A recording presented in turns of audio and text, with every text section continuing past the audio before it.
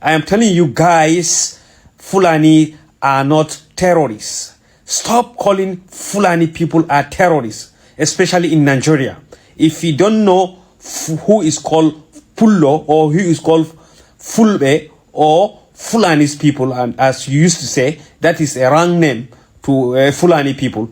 Let me tell you, when you are in West Africa, you are in West Africa, you know the mentors of West Africa are Fulanis. 80% of Fulani are in West Africa. You know, when before the Western people came to Africa, Fulani were ruling the Africans. So your forefathers were Fulani slaves before. You understand? We took them and we carried them on board. We carried them along, and now they just gave a small chance. They want to, you know, overpower Fulani and say that Fulani are terrorists. Fulani are not terrorists. In any tribe, you have some bad people and the good people in any tribes in the whole world. Since Jesus Christ, Fulani was there. Since Prophet Muhammad sallallahu alaihi wasallam, Fulani was there. Go back to the history. Yeah? Go back to the history. We came with our wells. We came with our wells. We are not depending. We are independent. Anywhere you see Fulani people, they are independent. We are not depending in any government. We are not depending in anybody.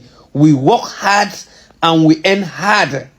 Why you guys are just talking rubbish about Fulani people? You have to stop it. We have to tell the world that Fulani are not terrorists. Go back to the history of Africa and West Africa. See who is Fulani? Who is Pullo? Eh? You guys are just, you know, propaganding everywhere. Your forefathers were slaves to Fulani people. We took them along. Eh? We do everything for them. Hi, my brother. I'm surprised at seeing an Hausa man saying Fulani is a terrorist. An Hausa man. Why officially in Nigeria we have Hausa Fulani, we have Yorubas and Igbos. Eh? Why you guys are just citing Fulani beside? What's the problem? What are you guys gaining? Eh? If you want to come out and fight terrorists, come out and fight terrorists. Anybody who is a criminal is a criminal. Terrorist is a terrorist. Be you who. Where you come from, where you came from, we don't mind. We don't see your face. If you are a terrorist, you are a terrorist. If you just look Bello Turji, check Bello Turji very well, view his picture very well. His face look like Fulani. Yeah? If you see Bello Turji, you know that he's just speaking the dialect, but he's not from Fulani people. Just take a good look at Bello Turji. Eh? The mother is Fulani, but their father Nabogobiriwo. Check a good look at Bello Turji now. What are you telling me, my guys? Stop propaganding against Fulani, my guys. Kilio Shele. Oginikwa. Nigeria is slowly turning into something else, and people are not talking about it enough due to double standard. Tell me why 3 days ago 37 cattle were shot dead in Riom local government of Plateau State, and again today 18 were poisoned. I don't know why are some people still finding it difficult to understand that two wrongs don't make a right. This Mieti Allah Cattle Breeders Association of Nigeria have raised their concern to the US Embassy last week. I am not comparing a human being to a cow, and I understand that there have been attacks in this state or this region. Some of those attackers might be Fulani people, and I understand that there are terrorists in the Fulani people. Now use your brains to think, is every Fulani person a terrorist?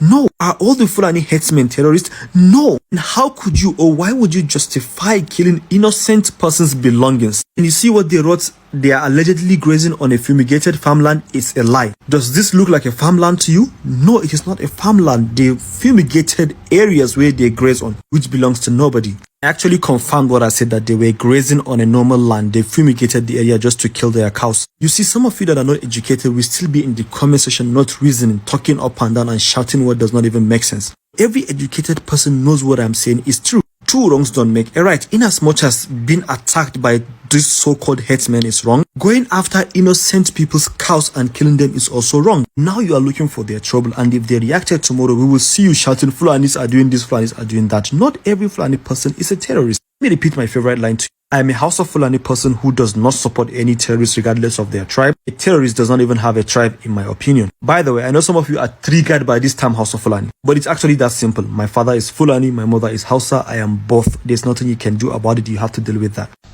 They are not after taking anybody's land. All over the West African sub-region, herders have not grabbed land anywhere. Even when they had opportunity to grab land, they have never grabbed land because their need for land is opportunistic. So now we are facing a challenge in this country where we have conflict between farmers and herders, and it's basically land resource conflict on land and water. What do you need is a proper land management that we need in place. That is all. Create the ranches, give us, we are ready to rent the ranches. We can't say either we will ranch or we go. Who will even give you the land? Go and look at the Land Use Act. For you to access 5 hectares of land, a governor have to approve it for you. You have already mobilized the population, the local citizens, against the herders as the people perpetrating conflict. Who will now offer them land if they want to buy? So you must see this thing in a wider perspective. But the truth is that the herders will not go anywhere. They are Nigerians. Welcome back to Look at Jono, my people. There's one thing about these people that I don't really understand. When will these people learn to take responsibility? And when will they stop playing the victim card? You guys have been attacking people and you've been unaliving people. If people complain, it becomes a problem. These guys you're saying that are coming out to complain that they are victimizing and they are trying to stereotype the Fulani tribes. They've been here all this while when these guys are attacking people and unaliving people in their homeland and their ancestral land. Nobody comes out to say anything about it. But the moment people start coming out to complain, that is when you see them coming out to start saying that people are victimizing or stereotyping the Fulanis. Yes, we all know that it's not all Fulanis that are terrorists, but a good number of them are the ones perpetrating all this violence and unaliving people in their homelands. Farmers can no longer go to their farms because they are scared of being kidnapped or maimed. But here you are coming online to defend your people because they are your people. When are you guys going to change? You guys are coming out to blame farmers because they sprayed their own land and the herders took their cows there and they ate and died. We all know that it's a normal practice for farmers to spray their lands with chemicals, especially when the grasses are stubborn and it's less fertile. But here you are accusing farmers of intentionally killing and poisoning these cows because you don't want to take responsibilities. Now you're saying that Fulanis are not the one committing all this mayhem, kidnapping people all about and like unaliving people in their homelands. Who are these people in this video? Let's watch and see. I beg.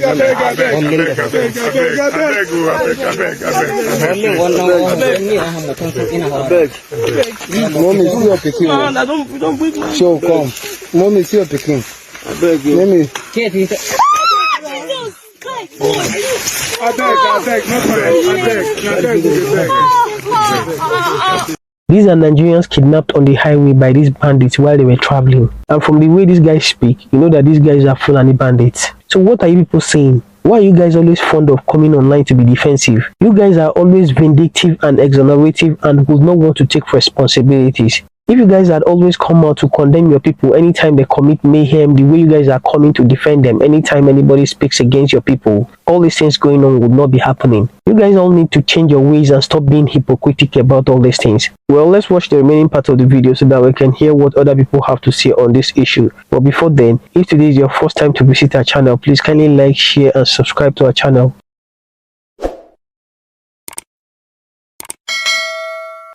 We had always looked forward to a very robust engagement with our stakeholders, for we have seen that in the last 10 years, some of our members who live bohemian lifestyles have been so affected, and there had been no succor for them all over the place. And one very frightening incident we are seeing is that everybody associates them with criminality, but the criminals are only very few of them. We have urged governments, especially the northern state governments, to take action. We had been invited 6 years ago to make a submission of what we think can work out, but nothing had happened. So we are now very happy that the federal government, with the new livestock development plan, will at least give some kind of breathing space so that our Bohemian brothers can find a way of livestock production that can be very peaceful. And we are very much happy that we are part of this. We will work hard. We have lost over 50,000 people and we have lost over 5 million herds of livestock in the last 10 years, and there has never been any support. And unfortunately, the few who are involved in what is termed as criminality has tarnished the image of everybody. And wherever a Puldo is now seen, he is tagged as a criminal. And we suffer from the stigmatization of the media. We are the only group of people whose members, when they commit crime, it is all attributed to the whole race. I think this is a very dangerous trend, and it need to be taken care of by whoever is concerned. But we, as an association, our objective has all along been to encourage the modernization of livestock production system. We know that time has come, the land will not increase, and the population is increasing, so the continuous movement of our people across space that sometimes generate the conflicts that we are seeing, I think will have to come to an end. But it can only come to an end when government presents a viable alternative. You know, you cannot change people's culture overnight. They suffer from climate change, they suffer from... It is only our people who don't depend on government. They are not looking for boreholes. As is and now, nobody gives them anything. If they go to hospital, they pay with their own money. So I think this kind of engagement will go a long way in helping our members find peace with other communities that they live with.